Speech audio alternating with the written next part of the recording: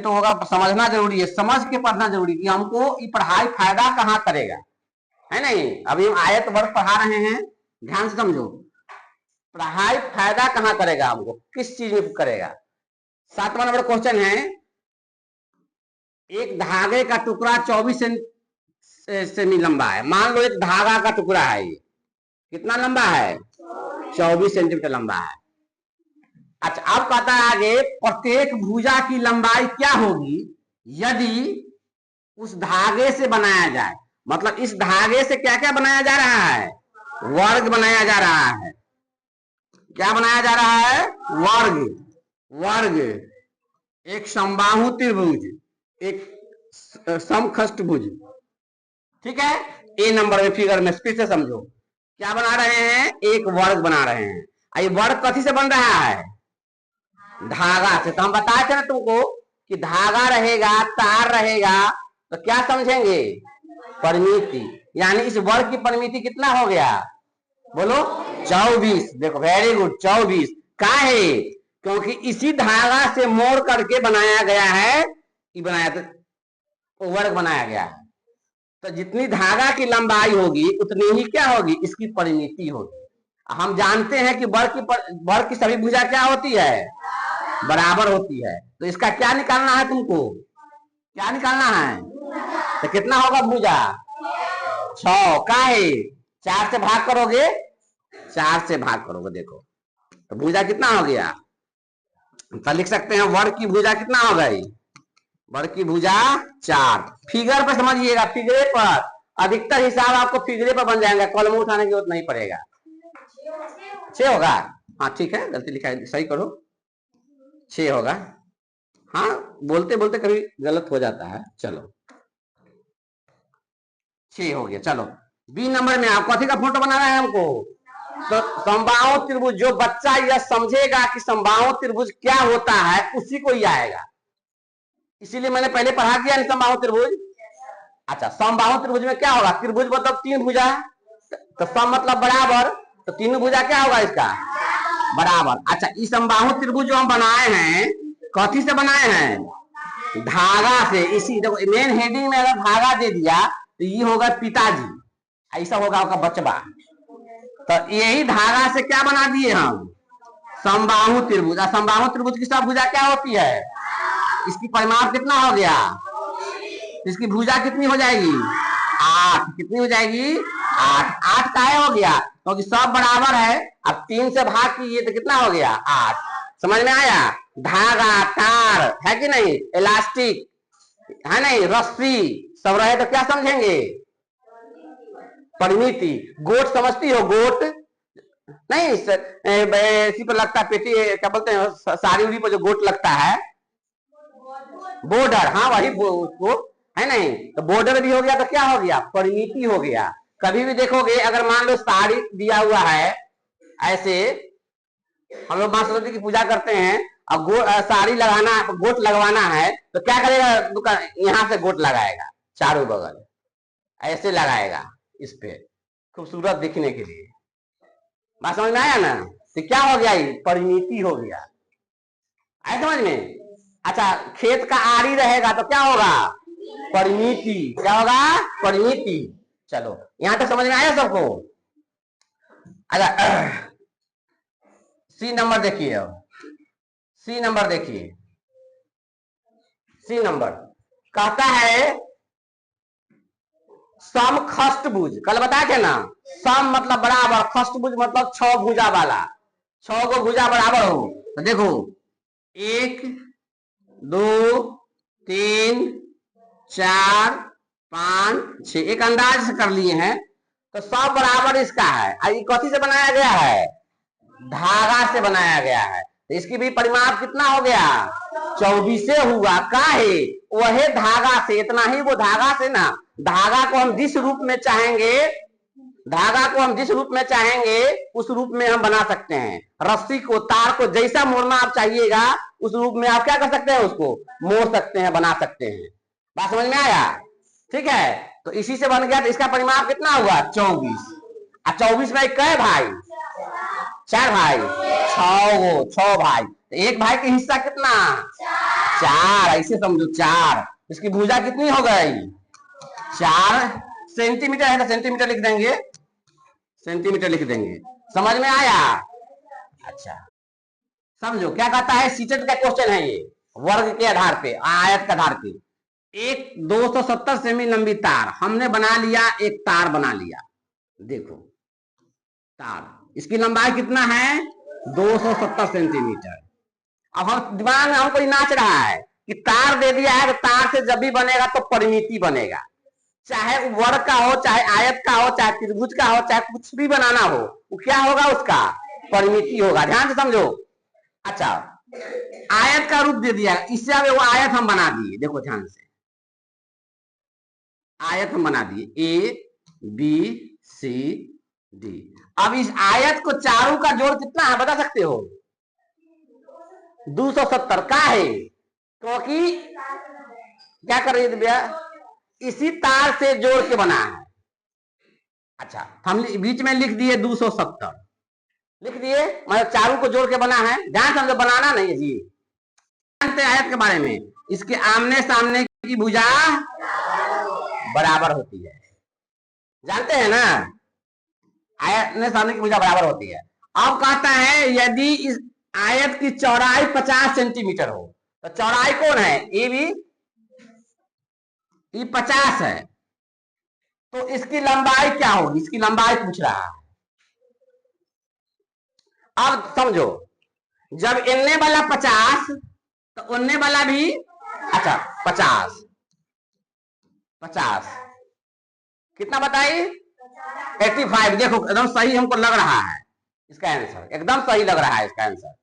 क्या है? ये 50 तो यो 50, चारों के जोड़ के कितना है? 270। तो हम कह सकते हैं कि 270 में से 50 दो भाई घट गए तो कितना बचा? 170। ये 170 में कै गो भाई है? 2 भाई है, लंबाई 2 भाई है, तो लंबाई क्यों ना कोई मानेंगे हम। इसमें 2 से भाग दोगे तो कितना होगा मालूम है? 85 आएगा। कितना आएगा? 85। बोलो किसको कॉपी उठाने की जरूरत पड़ा और कलम उठाने की जरूरत पड़ा? नहीं ना पड़ा। फिगर खाली देखना है, फिगर पर हिसाब बनेगा,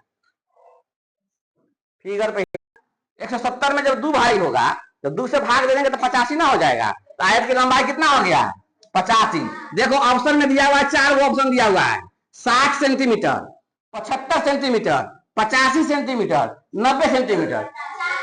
सी नंबर ऑप्शन इसका सही होगा।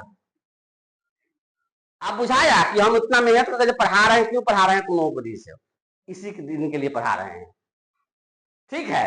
अब देखो आप समझो थोड़ा।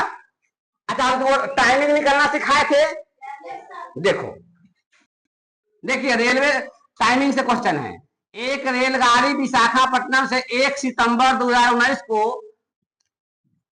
4:48 बजे, सुबह 4:48 में चलती है, अपने गंतव्य पर 2 सितंबर को 17:37 से पहुंचती है। अब देखो इसे हम लिख देते हैं यहाँ पर, 1 सितंबर को क्या बजे चलता है? 0448। जब ये रेलवे टाइम में 04 लग गया, 0 लग गया, इसका मतलब सुबह वाला समय है। सुबह लिखा हुआ है, हम लिख देते हैं, आसान क्वेश्चन है, सुबह का समय है, ठीक है? अब 2 सितंबर को पहुंचता है कहां? 17:37 में पहुंचता है। तो रेलगाड़ी की यात्रा में कुल समय कितना समय लगा? निकाल लोगे? क्या बताए थे हम? यात्रा जितना दिन, कै दिन का है? 2 दिन। तो 1 दिन क्या करेंगे? कम लेंगे हमेशा, बताए थे ना? 2 दिन होगा तो 1 दिन कम लेंगे। चलो तो पहले कॉपी में बनाओ तो। जब 2 दिन रहे समय यात्रा का तो 1 दिन ले लेंगे। 1 दिन का घंटा? 24 घंटा, ठीक है? ठीक है। अच्छा हम बताए थे कि ट्रेन जितना बजे पहुंचता है ना उसको जोड़ दो, तो इतना बजे खुलती है ट्रेन, ये खुलती है। अब पहुंचती कितना बजे है? ये 5:37 में पहुंचती है। जहां भी जाना हो, कोई भी स्टेशन पर जाना हो, उससे मतलब नहीं है। तो क्या करेंगे? 17:37 क्या करेंगे? इसमें जोड़ देंगे। हम कहे थे ना कि जितना बजे ट्रेन पहुंचता है दूसरे स्टेशन पे उसको पहले जोड़ो, तो जोड़ेंगे तो क्या हो जाएगा? 3 7 11 का एक हाथ में 1 41 37। अब एक और चीज और बताए थे कि जितना बजे ट्रेन जितना बजे ट्रेन खुलेगा ना उसको क्या करना है, घटा देना है, बता देना, घटा दो। और कितना है, 48 है। अब यहाँ पे जो है घंटा मिनट का जोड़ है, ध्यान से समझना, ठीक है ना। इधर वाला घंटा है और उधर वाला मिनट है, इसको और अच्छा से लिख दें। ये घंटा है और ये मिनट है, लिखेगा कोई नहीं, समझेगा, ठीक है। चलो अब देखो, तो घंटा मिनट का जो थोड़ा अलग होता है, 37 में से 48 नहीं घटेगा, तो इसमें से क्या करेंगे, हासिल देंगे। 1 घंटा हासिल दिए तो 1 घंटा मतलब 60 मिनट, 60 और 37 कितना हो गया, 97। और 97 में से 48 को घटाओगी तो तुमको 49 मिलेगा। कितना मिलेगा, 49, घटा के देख लेना। अभी 1 घंटा जो उसको हासिल दे दिए, कितना बचाई, 40, और 40 में से 4 गया तो 36। तुम्हारा यात्रा कितना घंटा का हुआ, 36 घंटा 49 मिनट। देखो ऑप्शन में दिया हुआ है, ऑप्शन में दिया हुआ है। बात समझ में आया। हम ये क्वेश्चन इसलिए दिखा रहे हैं कि आपको ये मालूम चले कि हाँ हम कुछ तो पढ़ लिए हैं, भूलना अलग बात है, लेकिन ये इसीलिए हम पढ़ाए थे कि तुमको आगे इस तरह का क्वेश्चन मिल सकता है। बात समझ में आया। तो यहाँ पढ़ने का फायदा यही है। चलो समझ में, पहले 1 सितंबर को कितना बजे खुली,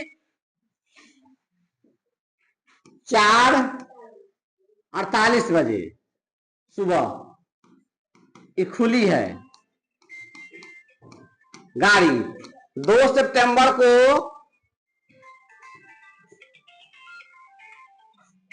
हेलो, हाँ हाँ हाँ हाँ, आओ ले लेना, स्कूल में है, ठीक। चलो ठीक है, 17:37 बजे पहुंचती है। अपने से बनाओ इसको। फिर आयते वर्ग के क्वेश्चन है। 8 सेमी और 10 सेमी भुजा वाले एक आयत को, आयत बनाना है हमको, कैसा, 8 सेमी इन्ने है, 10 सेंटीमीटर इन्ना है। देखो बना लिए हम, बना लिए। आयत को 4 समान आयतों में विभाजित किया गया है, 4 आयत समान में विभाजित किया गया है, भाग दे रहे हैं, 4 भाग में बांट दिए उसको। अब बताओ तुम, जब यहां से यहां 8 था तो 2 भाग में बांट, कितना हो गया, 4। ये 8 था तो 4 हो गया। यहां से यहां कितना था, 10, तो कितना हो जाएगा, ये 5, ये भी 5, ये भी 5, ये भी 4, ये भी 4। अच्छा, तो कहता है प्रत्येक छोटे आयत का परिमाप निकालिए। अब छोटका आयत इन हो गया ना, इसका परिमाप कौन बच्चा बताएगा, 18। देखो 18 सेंटीमीटर दिया हुआ है। कैसे हुआ, जब ई 4 होला, अब इसका परिमाप कहता है, इस 100 का परिमाप नहीं कहता है। जो छोटा 4 भाग में बांट दीजिए और 1 का परिमाप निकालिए, तो इसका कहता है, इसका कहता है इन्ने 4 तो इनहू 4, इन्ने 5 तो इनहू 5। ठीक है, समझो पहले। अब परिमाप का मतलब क्या होता है, सबको जोड़ देना। तो 5 5 10, 4 से 4, ऐसा समझ में। अच्छा, तुम लोग पढ़े हो क्वेश्चन। अब तुम 38 नंबर क्वेश्चन समझाते हैं। कहता है निम्नलिखित में से कौन सा कथन सत्य है। 4 गो कथन में से एगो सत्य होगा, ट्रू होगा, और 3 गो फॉल्स होगा। अब देखो हम पढ़ देते हैं। किस पर है क्वेश्चन मालूम है, अभाज्य संख्या पर है, प्राइम नंबर पढ़ाए है ना, समझो। अपने आप से पढ़ेंगे लाइन तो कहेगी देखो, एक ऑप्शन देते हैं, 2 है, 3 है, 4 है, कि सर फलानमा गलती है, फलानमा सही है। एक अभाज्य संख्या में जब दूसरी अभाज्य संख्या जोड़ी जाए तो वह सदा एक अभाज्य संख्या प्राप्त होता है। कोई भी एगो अभाज्य संख्या ले लो, कोई भी, मान के चलिए 2 लिए, अभाज्य संख्या है, और एगो अभाज्य संख्या 3 है, तो जोड़ेंगे तो क्या होगा, 5। अभाज्य संख्या हुआ ना। एक और चेक करेंगे, एक के वो से नहीं, एक और चेक करेंगे, एक और अभाज्य संख्या कोई लो, 7, एक और अभाज्य संख्या कोई लो, 9 अभाज्य संख्या नहीं है, 5 है, 7 और 5, उसको जोड़ो, कितना होगा, 12। तो क्या 12 अभाज्य संख्या हुआ, नहीं। तो पहला का ऑप्शन गलती की सही, गलत हुआ, क्योंकि ई नहीं कि एक वो आ गया, एक आध वो चेक करेंगे। अच्छा, ई बताने का जरूरत नहीं है। जब ये कह दिया दो अभाज्य संख्या, तो तुम फ्री हो, तुम कोई भी दो अभाज्य संख्या ले सकती हो। बात समझ में आया? कोई भी ले सकते, 11 ले सकते हैं, 13 ले सकते हैं, जोड़िए 24 होगा। क्या 24 अभाज्य संख्या है? नहीं। तो एक नंबर ऑप्शन क्या हो गया? गलत। आइए, एक अभाज्य संख्या को दूसरी अभाज्य संख्या से गुना किया जाए तो सदा एक अभाज्य संख्या प्राप्त होता है। अब इसको गुना करो, 3 में 2 से गुना करेंगे तो क्या होगा? 6। तो क्या अभाज्य संख्या है? 7 में 5 से गुना करो 35। क्या अभाज्य संख्या है? नहीं। तो दूसरा ऑप्शन गलत कि सही? गलत। ऐसे पढ़ा जाता है क्वेश्चन को। फिर तीसरा नंबर क्वेश्चन है, अभाज्य संख्या के गुणनखंड नहीं होते हैं। अभाज्य संख्या के गुणनखंड होते हैं? नहीं होते हैं। कितने होते हैं? 2 ही होते हैं। एक होता है और एक अपना खुद होता है। तो इसमें कहता है कि एको गुणनखंड नहीं होता है। गलती की सही बोल रहा है? गलती बोल रहा है। जब ऑप्शन में 3 गलती है तो चौथा सही होगा ही होगा। फिर देखते हैं, अभाज्य संख्या अपरिमित रूप से अनेक हैं। सही बात है, सही बात है। अभाज्य संख्या जो है ना अनेक है। तुमको ना 1 से 50 तक पढ़ाए हैं 15 गो, 1 से 100 तक पढ़ाए हैं 25 गो, लेकिन और नंबर आगे जो जाएगा और ज्यादा ना होगा। तो ऑप्शन चौथा सही की गलती? सही। देखो तुमको जो पढ़ाए हैं क्वेश्चन उसी में। आइए, कहता है 9.09 दशमलव पढ़ाया ना, 9.009, फिर दिया हुआ है 9.990, फिर दिया हुआ है 9.909, फिर दिया हुआ है 9.099। अब कहता है इसको असेंडिंग ऑर्डर में लगाइए। असेंडिंग ऑर्डर का मतलब होता है आरोही क्रम। हाँ, बढ़ते क्रम में लगाइए। तीसरा स्थान पर कौन आता है? ठीक है ना? तीसरा स्थान। बढ़ते क्रम का मतलब समझते हो ना? कैसे? जैसे मान लीजिए हम 4, 1, 5, 7 दिए। असेंडिंग आरोही क्रम का मतलब होता है, आरोही क्रम का मतलब होता है पहले छोट। तो पहले छोट इसमें कौन होगा? जिसमें देखे बताओ, 1, उससे बड़ा 6, उससे बड़ा 7। ये हुआ आरोही क्रम, पहले छोट। अब उसमें हम खोजेंगे सबसे छोट बड़ कौन है। ठीक है ना? तो हम इसमें क्या तरीका है? सबसे अच्छा तरीका है, साधारण चीज समझ लो। ठीक है ना? कि सबको ना लाइट डेसिमल में लाएंगे, सामान्य दशमलव में लाएंगे। कैसे सामान्य दशमलव में? अगर इनमें 3 गो अंक है ना तो में 3 गो अंक होने के चाहिए। ठीक है ना? तो पहले देखो, इसमें शायद 2 अंक दिया हुआ है, तो 2 अंक दिया हुआ तो 1 0 कौन अंक बढ़ाए भाई हम? तो 0 को बढ़ाने से आपको कोई फर्क नहीं पड़ेगा पॉइंट के बाद। तो 1 0 रख दिए, 3 गो अंक अहू में, 3 गो अहू में, 3 गो अहू में, 3 गो अहू में। अब खोजो इसमें सबसे छोट कौन है। देखो स्टार्टिंग में 9 यहाँ भी है, यहाँ भी है, यहाँ भी है, स्टार्टिंग में पॉइंट यहाँ भी है, यहाँ भी है, यहाँ तक तो ठीक है। उसके बाद यहाँ 0 दिया हुआ है, यहाँ 0 है, यहाँ 9 है, यहाँ 9 है।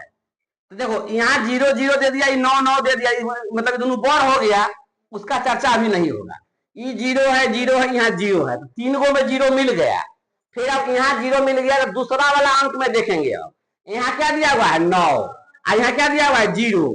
यहाँ क्या दिया हुआ है? 9। तो ये 9 9 वाला भी बड़ हो गया, छोट कौन हो गया? ये ही 9.009 हो गया। अब हमको 100 को नहीं खोजना है, पहले यह दोनों को खोजेंगे, क्योंकि यहाँ 9 है, यहाँ 9 है। 9 के बाद यहाँ क्या है? 0 है। यहाँ 9 के बाद क्या है? 9 है। तो छोट कौन हो ये? तो हम क्या लिखेंगे यहाँ पे? 9.090। उसके बाद क्या हो जाएगा? ये 9.099। अभी दोनों में से बड़का में से खोजना है। अब यहाँ भी 9, यहाँ भी 9, यहाँ 0, यहाँ 9, तो ये बड़ हो गई। तो छोट कौन हो ये वाला? तो लिखेंगे यहाँ पर 9.909। और सबसे बड़ा कौन हो गया? 9.990। अब पूछेगा इसमें से तीसरा स्थान पर, तो पहला स्थान, दूसरा स्थान, तीसरा स्थान पर क्या है? 9.099। अच्छा, इसमें पूछेगा कि पहला स्थान पर क्या है? 9.09। पांचवा स्थान पर क्या है? समझ में आया? ये तुम्हारे बुक का चीज है। ये डेसिमल जहां दिया होगा वहां छोटा सा दिया होगा। आए समझ में? कैसे बना तो समझ में आया?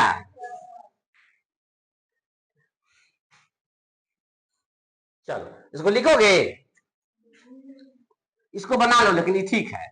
फिर से हम लिख देते हैं, फिर से लिख देते हैं, फिर बताएंगे इसको। कि रहने दे, अब 9 8 बज गया है, अब रहने देते हैं, स्कूल का भी टाइम हो गया होगा नहीं।